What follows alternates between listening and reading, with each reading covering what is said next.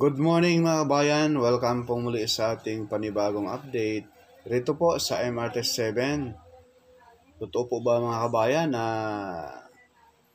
hindi matuloy yung mismong partial operation sa darating na ngayong taong 2025 mula sa North Avenue Station hanggang Sacred Heart Station sa may dipo ng MRT7 mga bayan. So napakalaking bad news po yan kung totoo, no? Sana po ay yan po ay mga bali-balita lang at ang announcement talaga ng MRT7 ay mag-partial operation ngayong taong 2025. Abang-abangan po natin mga bayan, no? Paki-like, share at subscribe naman sa ating YouTube channel. Paki-follow na rin sa ating FB page, ating Reels, no? So masisilayan natin mga bayan yung mga station, no? At talagang kaabang-abang ito dahil alam naman natin yung kahabaan ng Commonwealth ay talagang matindi yung traffic dyan, kalbaryo. Lalo na pag maulan, ang lalim ng tubig. So ngayon mga bayan, approaching tayo doon sa Dipo, sa may Barangay 183, North Caloocan.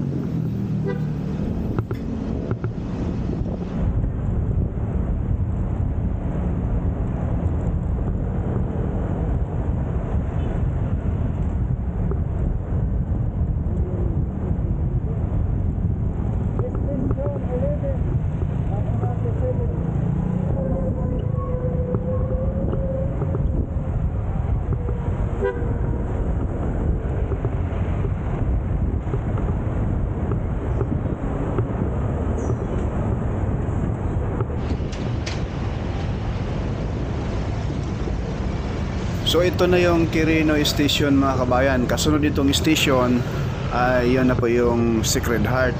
Yun na po yung Dipo. So itong Quirino Station mga kabayan parang malaki pa ang trabaho. Pero may bubong na siya. Taas. Pero yung mismong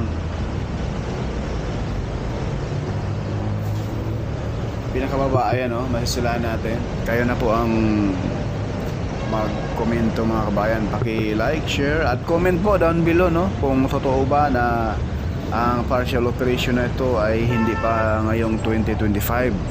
Comment down below mga kabayan, wag po kayo yung mahiya, no, sa may mga alam, dahil itong project na ito ang solusyon sa dekadang traffic sa kahabaan ng Commonwealth at itong Marcos Highway. Ayan po mga kabayan, no, medyo malaki-laki pang trabaho itong Quirino Station.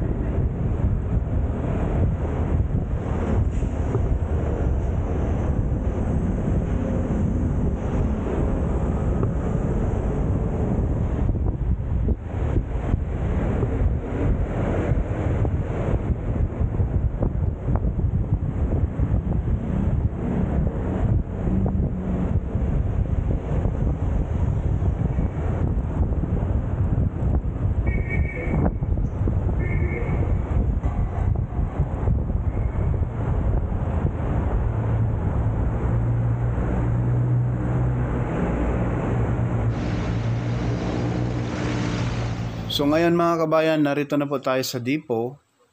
Ayan. So yung dito hanggang dito sa depot, ito na po yung Sacred Heart Station mga kabayan.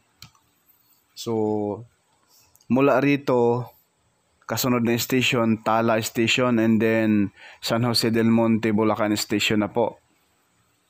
So doon sa area ng Tala at San Jose del Monte, Bulacan, medyo alam naman natin na madedelay doon dahil sa binago yung ruta. Dahil po sa right of way mga kabayan. So, posible na ito yung sakop sa partial operation no? Mula rito sa Sacred Heart, sa may depot station, sa barangay 183 North Caloocan hanggang North Avenue Station sa may SM North, no? Karugtong na doon sa common station mga kabayan. So far doon po mismo ay may mga bubong na po yung mga station doon sa North Avenue Station mga kabayan. Napakabilis yung gawa roon, tsaka napakaraming manpower, no? So ayan po, masisilayan natin yung progress rin sa mismong depot na mayroon ng mga relays, yaang daanan ng mga bagon papasok dyan sa parking area.